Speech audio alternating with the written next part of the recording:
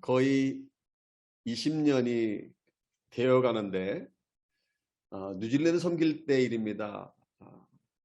뉴질랜드 남섬 크라이처치에서 북쪽으로 약 150km 떨어진 카이코라라는 곳으로 가족 휴가를 간 적이 있습니다. 그곳은 10,000명도 채 되지 않는 주민이 살고 있는 조그만 타운이지만 매년 수많은 관광객들이 그곳을 찾아갑니다. 여러 가지 이유가 있습니다.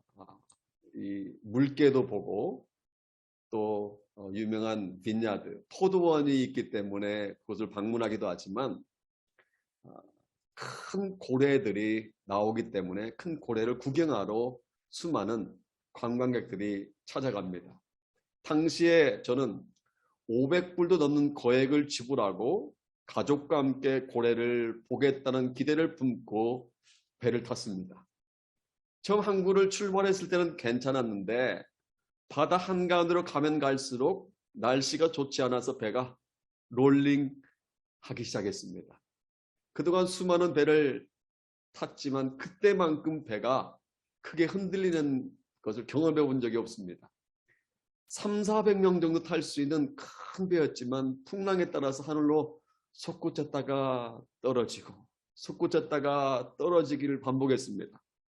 나중에는 고래고모고 다 때려치우고 돌아갔으면 좋겠다는 마음이 굴뚝 같았지만 저 혼자 돌아갈 수도 없기 때문에 그냥 배 안에 갇히게 되었습니다. 머리가 어지럽고 속이 메스껍기 시작했습니다. 옆에 앉아있는 아내와 둘째 아들을 보니까 저와 똑같은 상황이었습니다. 배가 항구를 떠나온 지 약 50분쯤 되었을 때 갑자기 여기저기에서 고래가 나왔다. 저기 봐라, 여기 봐라. 엄청나게 큰 고래다. 한 마리가 아니고 여기저기 많다. 와, 난리가 났습니다. 그래서 저도 그 고래를 보려고 의자에서 일어나려고 하는데 갑자기 입 밖으로 뭔가 품어져 나오는 것을 느꼈습니다. 급히 입을 막고 화장실로 가려고 하는데 몸의 말을 듣지 않는 것이었습니다. 그때 경험이 많은 승무원들이 뛰어와서 큰 봉투를 건네주어 다행히 배 바닥에는 쏟아 버리지는 않았지만 너무 어지러워서 자리에서 일어날 수가 없었습니다. 큰 아들만 정상이 없고 저와 아내와 막내 아들 셋은 봉투를 들고 자리에 앉아서 전쟁을 치렀습니다. 고래 구경을 하러 갔다가 고래 구경 그냥 자리 꼼짝도 못하고 봉투 들고 죄송합니다. 수많은 것들을 쏟아내었습니다. 그런데 스타프 중에 한 사람이 이렇게 말하는 것이었습니다. 가능하면 멀리 보아야 합니다. 발밑에 있는 바닷물을 보면 어지럼증이 생기기 때문에 가급적 멀리 있는 산이나 멀리 있는 수평선을 바라보아야 멀미를 줄일 수 있습니다. 전 당시에 배가 아플 정도로 속에 있는 것을 다 쏟아내고 있었기 때문에 정신이 없어서 그 말이 귀에 들리지가 않았습니다. 다른 관광객들은 카메라와 캠코더를 들고 뛰어다니면서 가까이에 다가온 고래를 배경으로 사진을 찍고 고래가 분수처럼 물을 품어 올리는 것을 보고 함성을 지르고 있었지만 우리 세 사람은 자리에 가만히 앉아 있다가 그냥 항구로 돌아왔습니다. 배에서 내려 육지에 발을 내딛었는데도 계속되는 후몰미 때문에 머리가 더 아팠습니다. 그날 저녁 식사도 거른 채 밤새도록 모텔 방에 침대에 누워서 끙끙 앓다가 귀중한 휴가를 허비한 적이 있습니다. 그런데 휴가를 마치고 집으로 돌아온 후에 갑자기 시간이 흘러서 승무원으로 들었던 그 말이 자꾸 생각이 나는 것이었습니다. 휴가를 갖다 금식하면서 잠만 자고 돌아왔지만 돈 주고도 살 수 없는 귀중한 깨달음을 얻었습니다. 사실 이 세상 끊임없이 풍랑이 일어나는 바다와 같습니다. 고요하고 잔잔한 때도 사실 있습니다. 하지만 때로는 엄청난 그러한 풍랑을 만날 때가 있습니다. 그런데 이 풍랑은요, 예고 없이 찾아옵니다. 갑자기 찾아옵니다.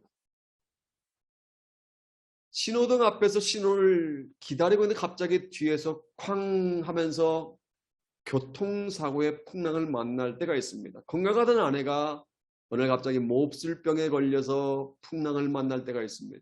안정된 직장을 다니던 남편이 회사가 부도가 나는 바람에 하루아침에 실업자가 되는 풍랑을 만날 때가 있습니다. 믿었던 남편이 딴 여자를 만나고 사랑하는 아내가 딴 남자를 만나면서 단란했던 가정의 풍랑이 일어날 때가 있습니다. 공부 잘하던 자녀가 어느 날 못된 친구를 만나서 비뚤어지기 시작하는 풍랑을 만날 때도 있습니다. 풍랑은요, 누구에게나 어디서나 있습니다. 풍랑이 없는 안전지대는 이 세상 어디에도 없습니다. 이 땅에 사는 동안 우리는 크든지 작든지 항상 풍랑을 만나게 되어 있습니다. 개인적으로요, 가정적으로, 교회적으로, 국가적으로 풍랑은 찾아옵니다. 그때 우리는 어떻게 해야 할까요? 풍랑 앞에서, 삶의 인생의 풍랑 앞에서 우리가 어떻게 해야 할까요? 멀리 보아야 합니다. 풍랑 앞에서 우리는 믿음으로 멀리 보아야 합니다. 저는 오늘 우리가 읽은 본문을 중심으로 풍랑 앞에서는 시선이 중요합니다라는 제목으로 함께 은혜를 나눌까 합니다. 기억하신 분들이 계시겠지만 지난 12일 큐티에서 살펴본 마가복음 4장 35절 이하의 말씀에도요, 풍랑에 관한 말씀이 나옵니다. 수많은 사람들이 몰려오자 예수님은 배에 오르셔서 호숫가에 앉아있는 사람들에게 여러 가지 비유를 들어서 하나님 나라에 대해서 말씀하였습니다. 말씀을 마치신 예수님께서는 그 배를 그대로 타신 채 제자들과 함께 갈릴리 호수를 건너가셨습니다. 아침부터 날이 저물 때까지 바쁘게 움직이신 예수님은요, 배 뒤쪽에서 베개를 메고 주무셨습니다. 그때 큰 광풍이 불어 풍랑이 일어나고 배물이 가득하게 되자 제자들은 두려워서 주무시고 계시던 예수님을 깨웠습니다. 그러자 잠에서 깨어나신 예수님이 바람을 꾸짖으며 바다를 향해서 외치십니다. 잠잠하라, 고요하라. 그런 놀라운 것은 바람이 그치고 풍랑이 잔잔해졌습니다. 오늘 본문은 그 사건과 비슷한 것처럼 보이지만 자세히 살펴보면 차이가 있습니다. 예수님께서 물고기 2마리와 떡 5덩어리를 가지고 최소 2만 명 이상을 먹이고도 12바구니에 드는 기적을 행하신 후에 일어난 사건이 오늘 본문의 이야기입니다. 본문 같은 내용이 요한복음 6장에도 언급되는데 6장 15절에서 말씀하고 있는 것처럼 오병이의 기적을 목격한 백성들은요, 예수님을 왕으로 추대하려고 했습니다. 예수님이 자신의 임금이 되신다면 아마도 평생 동안 먹을 것은 문제가 되지 않을 것이다 라는 생각 때문에 예수님을 억지로 붙들어서 임금으로 삼으려고 했습니다. 그러나 예수님은요, 혼자 산으로 가셨습니다. 왜 그럴까요? 예수님은 세상의 임금이 되시기 위해서 오신 것이 아니라 하나님의 뜻을 이루시기 위해서 오셨기 때문입니다. 그래서 유혹을 물리치고 산으로 기도하러 가신 것입니다. 그리고 제자들에게는 배를 타고 갈릴리 호수 건너편으로 가게 하셨습니다. 근데 문제는요, 배를 타고 갈릴리 호수를 건너가던 제자들이 예상치 못한 어려움을 만납니다. 호수 가운데서 강한 풍랑을 만난 것입니다. 아마도 호수에서 풍랑을 만났다는 이 이야기가 이해가 되지 않는 분들이 계실 것입니다. 근데 저는 뉴질랜드 북섬에서 살 때에 경험한 적이 있습니다. 북섬에 가면 타우포라는 호수가 있는데 그 타우포 호수 남쪽에 루아페우라는 높은 산이 있습니다. 화산이 발생하는 산입니다. 그런데 그 높은 루아페우 산에서 불어오는 바람 때문에 타우포 호수가 가끔 풍랑이 일어나고 그 호수를 다니는 배들이 크게 흔들리기도 합니다. 마찬가지로 갈릴리 호수도요. 북쪽에 있는 높은 헐몬산에서 불어오는 바람으로 인해서 풍랑이 종종 일어났습니다. 본문에서 제자들은 풍랑을 헤치고 건너편으로 가기 위해서 힘겹게 노를 저었지만 배는 앞으로 나가지 못했습니다. 그때 주님께서 무엇을 하고 계셨을까요? 나 몰라라 하며 손 놓고 계셨을까요? 아닙니다. 다 같이 47절과 48절을 보겠습니다. 함께 읽어볼까요?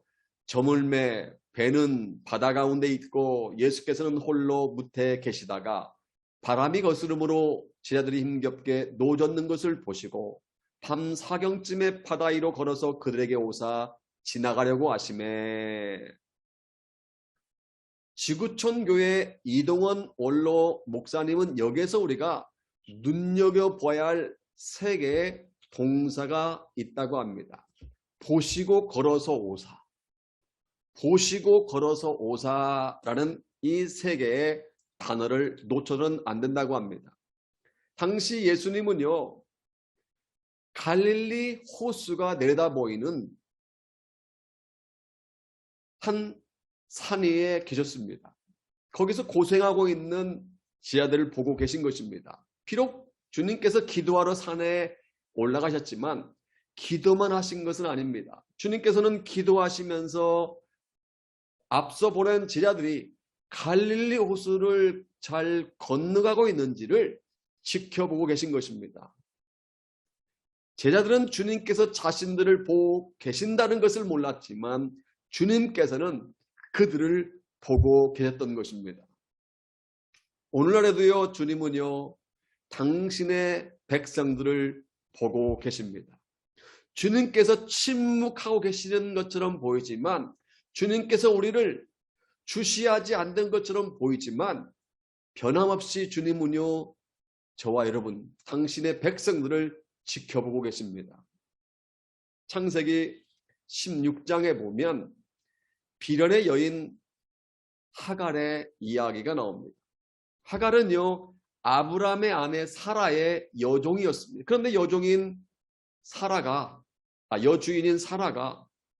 자신이 임신을 하지 못하자 여종인 하갈을 남편 아브라함에게 붙여주었고 하갈은 임신을 하게 됩니다. 아브라함의 아이를 임신한 여종 하갈은 여주인인 사례를 멸시하다가 나중에는 광야로 쫓겨가고 맙니다. 광야로 쫓겨간 하갈이 광야의 어느 우물 곁에서 절망하며 시리에 빠졌는데 하나님의 사자가 나타나서 이렇게 말합니다. 여주인에게 돌아가 복종하며 살아라. 그리고 아들을 낳을 것인데 그 이름을 이스마엘이라 부르라. 하나님의 사자로부터 하나님께서 자신의 고통을 들으셨다는 말을 들은 하갈은 너무 기뻤습니다. 창세기 16장 13절에서 말씀하고 있는 것처럼 하갈은 자신을 살펴주시는, 자기를 돌봐주시는, 자기를 지켜보시는 하나님을 만났다고 고백합니다. 하갈이 자기에게 이르신 여호와 이름을 나를 살피시는 하나님이라 하였으니 이는 내가 어떻게, 중요한 것이 여기 있습니다. 내가 어떻게 여기서 나를 살피시는 하나님을 배웠는고 함이라. 자기를 살피시는 하나님을 만난 것입니다. 그러니까 하갈은 모르고 있었는데, 자기 혼자 광야에 떨어져 있다고 생각했는데, 아무도 도와줄 사람이 없었다고 생각했는데, 알고 보니 광야에서 고통을 당하는 하갈을 계속해서 하나님께서 보고 계셨던 것입니다. 그래서 하갈은 하나님의 사자를 만났던 그 우물을 나를 살피시는 하나님의 우물이다라는 의미로 부엘라 헤로이라고 이름을 붙이게 됩니다. 또 출애굽기 3장 7절에 보면 이런 말씀이 기록되어 있습니다. 여호와께서 이르시되 내가 애굽에 있는 내 백성의 고통을 분명히 보고 그들이 그들의 감독자로 말미암아 부르심을 듣고 그 근심을 알고, 여기도 보면 보고 듣고 알고라는 세 개의 동사가 나옵니다. 그러니까 하나님께서는 이스라엘 백성들이 애굽에서 종살이하면서 고통당하는 것을 계속해서 보고 계셨던 것입니다. 이처럼 하나님께서는 당신의 백성들을 외면하지 않으신 줄로 믿습니다. 요한계시록 1장 4절에서 말씀하고 있는 것처럼 하나님께서는 언제나 불꽃 같은 눈으로 우리를 보고 계시는 줄로 믿습니다. 제자들이 힘겹게 노젓는 것을 보신 주님께서는 힘겹게 살아가는 저와 여러분들을 보고 계시는 줄로 믿습니다. 일본 작가 엔도 슈사쿠라는 분이 있습니다. 엔도 슈사쿠. 이분이 쓴 소설 중에 침묵이라는 소설이 있습니다. 그 소설 작품에 의하면 천주교 신부의 전도를 받아 믿음을 갖게 된 두 농부가 순교하는 이야기가 나옵니다. 예수 믿는다는 이유로 체포돼서 바닷가에 세워진 나무 십자가에 묶이게 됩니다. 밀물이 밀려오고 두 농부의 모기까지 바닷물이 잠기게 됩니다. 밤이 지나고 아침이 되어 조수가 밀려나자 바닷가에 묶여있던 두 농부의 십자가가 드러납니다. 두 농부는 아직도 살아있는지 희미한 신음소리를 냅니다. 오후가 되어 또다시 조수가 밀려오자 십자가는 또다시 바닷물에 점점 가라앉게 됩니다. 하얀 거품 머금은 파도가 나무 십자가를 송두리째 넘어서 해변까지 밀려오고 그것으로 모든 것이 끝나고 맙니다.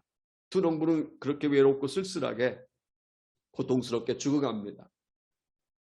믿음의 정절을 지키다가 순교한 것입니다. 그런데요, 두 순교자, 두 농부가 순교당하는 장면을 멀찌감치해서 지켜보고 있던 천주교 신부는 너무 괴로워합니다. 하나님의 침묵 앞에서 이 신부는 절규를 합니다.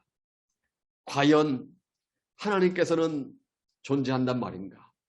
존재하신다면 어째서 이렇게 침묵할 수 있단 말인가? 하나님 도대체 당신은 지금 어디에 계십니까? 라고 절규하는 내용으로 소설이 끝이 납니다. 아마 이 자리에도 이렇게 생각하시는 분이 계실지 모르겠습니다.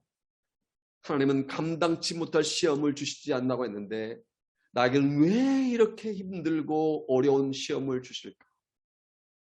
진노 중이라도 궁리를 베풀어 달라고 그렇게 눈물로 기도했는데 또다시 어려움을 당하다니 혹시 하나님이 나를 버리신 것은 아닐까? 어렵고 힘들게 이기고 일어났는데 또다시 전과 같이 아니 전보다 더 큰 어려움을 겪으면서 하나님께 내 기도를 정말 들으시지 않는 것은 아닐까? 라고 생각한 분이 계실지 모르겠습니다. 오랫동안 새벽 기도를 하고 오랫동안 철야 기도를 하고 금식 기도를 하고 작정 기도를 했음에도 불구하고 아무런 응답도 하지 않은 채 침묵하시는 하나님을 보고 실망하는 분이 계실지 모르겠습니다.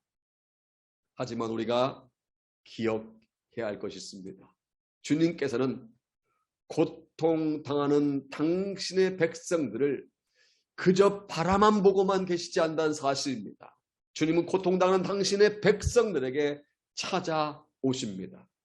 우리 다 같이 48절 함께 읽어볼까요? 같이 읽겠습니다. 시작. 바람이 거스름으로 제자들이 힘겹게 노젓는 것을 보시고 밤 사경쯤에 바다 위로 걸어서 그들에게 오사 지나가려고 하시매 주님은요 산에만 머물러 계시지 않았습니다. 식혜만 보고 계시지 않았습니다. 풍랑과 파도와 싸우는 제자들의 고난의 현장을 보신 후에 산에서 내려오십니다. 그리고 물 위를 걸어서 제자들에게 오십니다. 여기서 우리가 눈여겨보아야 할 부분은 주님께서 제자들에게 오신 시각입니다. 주님께서 언제 제자들에게 오셨습니까? 밤 사경쯤에 오셨습니다. 원래 로마 시대에는요, 밤을 네 등분으로 나누었다고 합니다. 저녁 6시부터 9시까지는 1경, 저녁 9시부터 자정까지는 2경, 자정부터 3시까지는 3경, 3시부터 새벽 6시까지는 4경으로 나누었다고 합니다. 그런데 지금 이 예수님께서 제대로 오신 시각은 4경입니다. 그러니까 새벽 3시부터 6시 사이에 오셨다는 것입니다. 그렇다면 제자들이 얼마 동안 호수에서 풍랑과 싸웠을까요? 몇 시간 동안 고통 가운데 있었을까요? 이 질문에 대한 답을 알려면 제자들이 언제 몇 시에 배를 탔는지 알아야 됩니다. 예수께서 광야에서 오병의 기적을 베풀어 주신 때는 날이 저물어갈 때입니다. 그리고 47절을 보면 47절 말씀에 보면 제자들이 갈릴리 호수를 건너가게 배를 탄 시각은 날이 저물었던 1경이었던 것 같습니다. 그러니까 제자들은 1경부터 4경까지 최대로 따지면 6시부터 새벽 6시까지 12시간, 최소로 따지면 저녁 9시부터 새벽 3시까지 6시간 동안 풍랑 때문에 고난을 당한 것입니다. 6시간, 최소로 6시간, 최대로 12시간 고통당한 것입니다. 그러다 보니 제자는 거의 죽을 지경에 처했을 것입니다. 바로 그때 주님께서 찾아오신 것입니다. 제자들이 가장 피곤해 있을 때, 파도와 싸우면서 기진맥진해 있을 때, 고통이 극에 달했을 때, 바로 그때 주님이 오신 것입니다. 여러분, 무엇을 교훈하고 있습니까? 우리가 주님께 도움을 요청하는 시간과 주님께서 우리에게 오시는 시간의 차이가 있을 수 있다는 것입니다. 우리가 주님께 지금 도와주세요, help us now라고 간청해도 주님께서는 not yet, 아직 때가 되지 않았다라고 말씀하실 때가 있습니다. 창세기에 보면 하나님께서 아브라함에게 아들을 주시겠다고 약속했지만 곧바로 주시지 않으셨습니다. 25년이란 세월이 지난 후에 약속하신 아들을 주셨습니다. 요한복음 11장에 보면 주님은 나사로가 죽게 되었다는 소식을 들었음에도 불구하고 즉시 가시지 않고 이틀을 더 지체하셨습니다. 그리고 나사로가 죽어 장사 지낸 지 나흘이 되어 도착하셨습니다. 그 이유는 죽은 나사로를 다시 살리셔서 하나님의 영광을 나타내기 위해였습니다. 이처럼 주님께서는요, 우리를 기다리게 하실 때가 있다는 사실입니다. 때때로 내가 주님께 요청하는 시간과 주님께서 내게 오시는 시간이 차이가 날 수가 있습니다. 언뜻 생각하면 주님께서 일하시는 방법이 이해가 되지 않을 수도 있습니다. 빨리 오시지. 필요할 때 오시지. 아니, 지금 당장 오시지. 왜 늦게 오시는 거야? 늦게 해결해 주시는 거야? 늦게 응답해 주는 거야? 라고 생각할 때가 있습니다. 그런데 이것은요, 수영장이나 바닷가에서 물에 빠진 사람을 구조하는 구조대원의 수칙을 예로 들면 이해하기 쉬울 것입니다. 물에 빠져 허우적거리는 사람이 밖에 있는 사람들에게 살려주세요, 살려주세요 라고 아무리 소리쳐도 베테랑 구조대원은요, 즉시로 물에 뛰어들지 않는다고 합니다. 그 이유는 아무리 힘이 없는 사람이라 할지라도 물에 빠지면 자신이 살기 위해서 엄청난 힘을 발휘하기 때문에 즉시 뛰어들었다가 함께 물귀신이 될 수 있기 때문입니다. 그래서 베테랑 구조대원은요, 물에 빠진 사람이 살려달라고 소리쳐도 즉시 물속에 뛰어 들어가지 않고 밖에서 가만히 지켜본다고 합니다. 그러다가 물에 빠진 사람이 힘이 다 소진되어 더 이상 발버둥할 힘조차 없다고 생각할 때 물속에 뛰어들어 구조해 준다고 합니다. 우리 주님은요, 베테랑 구조대원과 같으십니다. 주님께서는 우리에게 가장 합당한 때를 우리보다 더 잘 아십니다. 여러분, 지금 도와주셔야 됩니다. 주님 당장 응답해 주셔야 합니다 라고 기도했는데도 주님으로부터 아무런 응답이 없다고 실망하고 계십니까? 주님 당장 병을 고쳐주셔야 합니다. 당장 사업을 시작해야 합니다. 당장 취직을 시켜주십시오. 당장 장가가게 해주십시오 라고 한창했는데도 아무런 역사가 일어나지 않는다고 낙심하고 있지 않습니까? 여러분 기억하십시오. 주님은 구경만 하시는 분이 아닙니다. 주님 우리에게 가장 필요한 때를 아시는 줄로 믿습니다. 주님은 가장 합당한 때, 가장 합당한 방법으로 우리를 인도하시는 줄로 믿습니다. 사랑하는 여러분, 가장 합당한 때, 합당한 방법으로 인도하시는 하나님이심을 기억하고 믿음으로 인내하시기를 바랍니다. 우리의 시간표에 따라 주께서 역사하지 않는다고 실망하지 말고 우리 가장 합당한 때 주께서 역사하는 사실을 믿고 믿음으로 인내하시기를 주님의 이름으로 축복합니다. 또 한 가지 오늘 본문에서 놓쳐서는 안 될 중요한 말씀이 있습니다.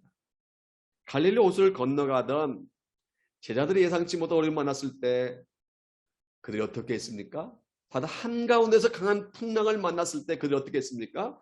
그냥 주저앉아 신세 타령만 했습니까?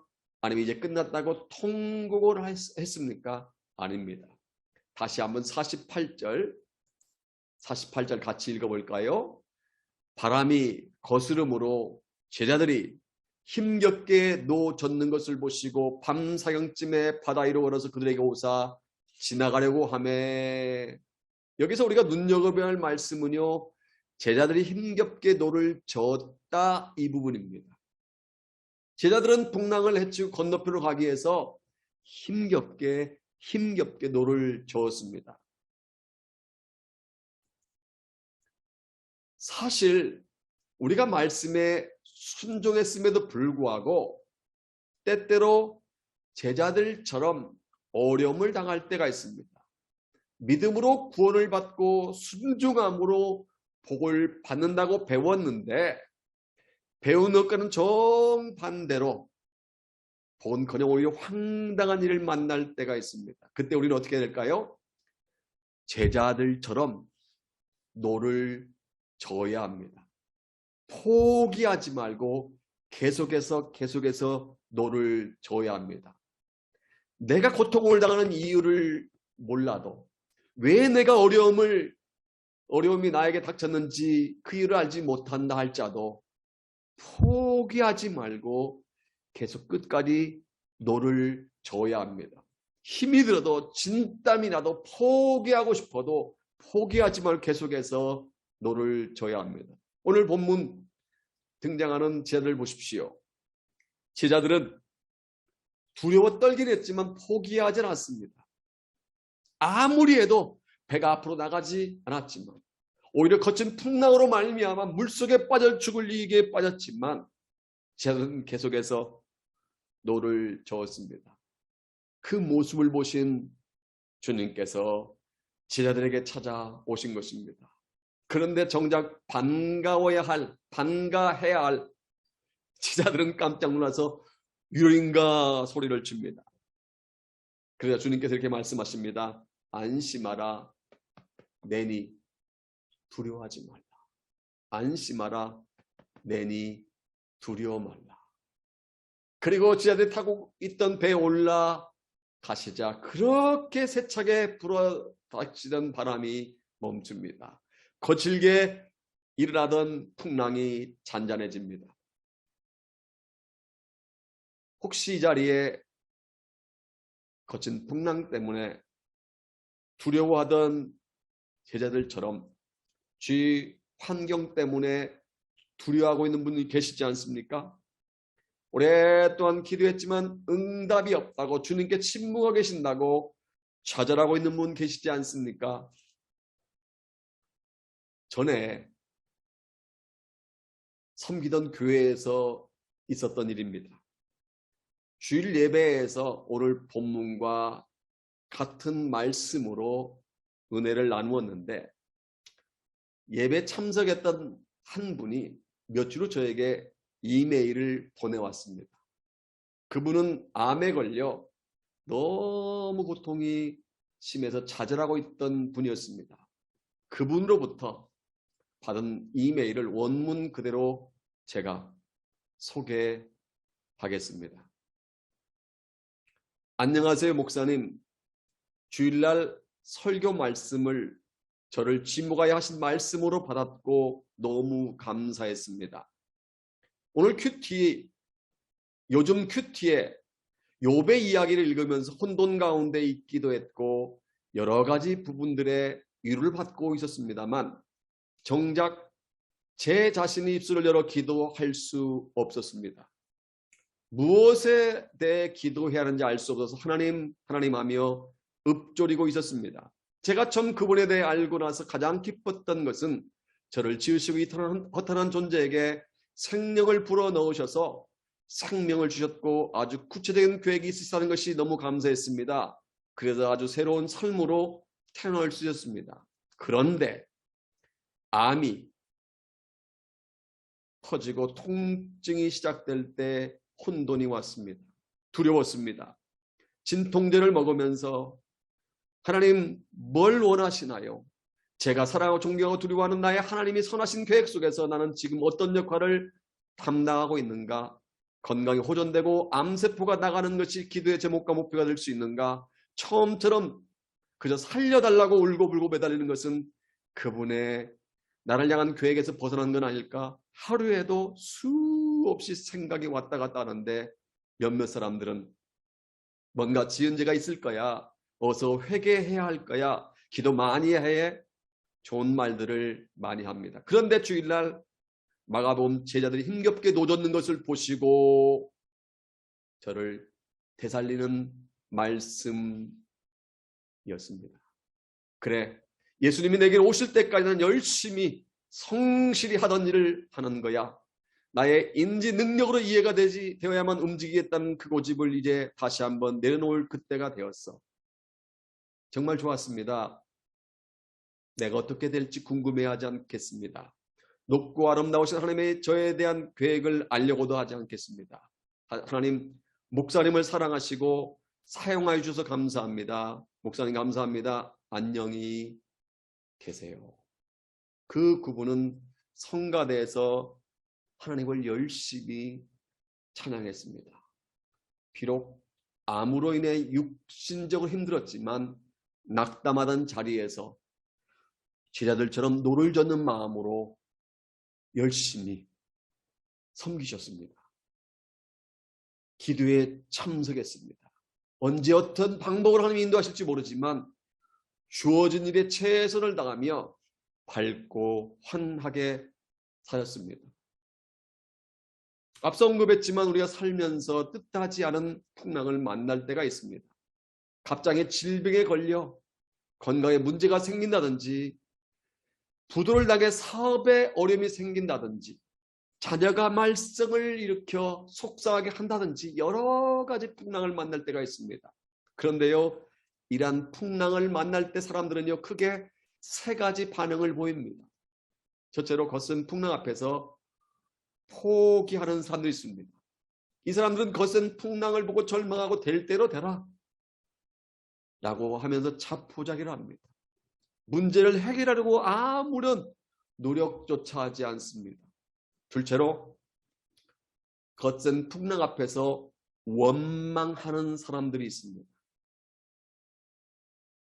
이 사람들은요 거센 풍랑 앞에서 하나님을 붙잡기보다 자기 자신을 돌아보기보다 이웃사람을 향해서 원망하고 지도자를 원망하고 대통령을 원망하고 심하면 하나님까지 원망합니다.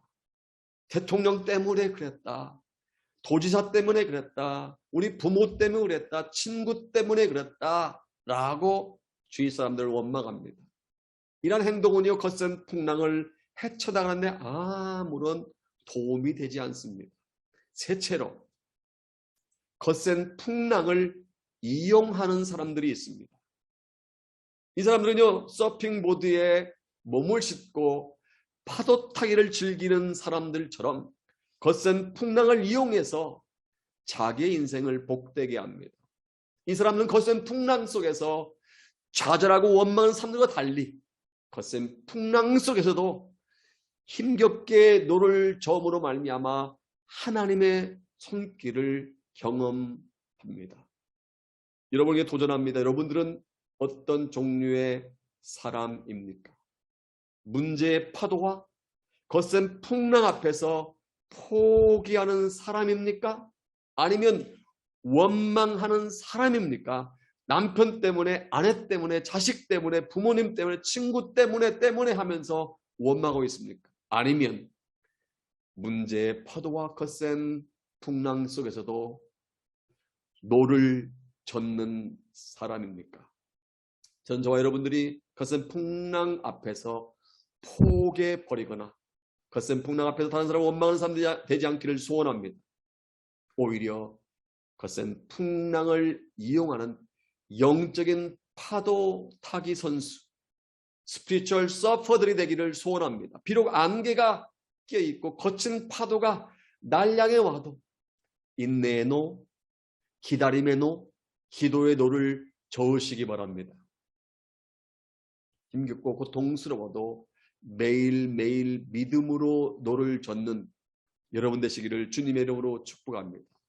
포기하지 않고 힘겹게 노를 젓다 보면 주님께서 오셔서 안심하라, 내니 두려워하지 말라 이루해 주시며 우리 앞에 있는 풍랑을 잠잠하게 해주실 줄로 믿습니다. 사랑하는 하모니 가족 여러분, 이제 아프리카 선교의 아버지라고 불리우는 리빙스턴에 대한 이야기를 소개하고 말씀을 맺겠습니다.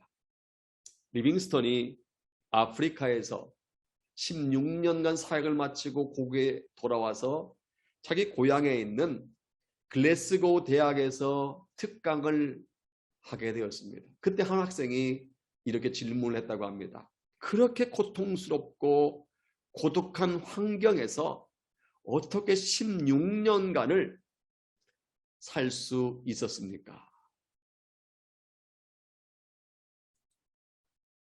이 질문을 받은 리빙스턴은 서슴지 않고 이렇게 대답을 했다고 합니다.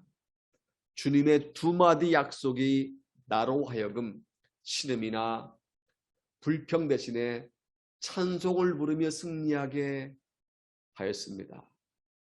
첫 번째 약속은 내가 너희를 고아와 같이 버려두지 아니하고, 요한복음 14장 18절 말씀이었습니다. 두 번째 약속은 내가 세상 끝날까지 항상 너희와 함께 있으리라는 마태복음 28장 20절 말씀이었습니다.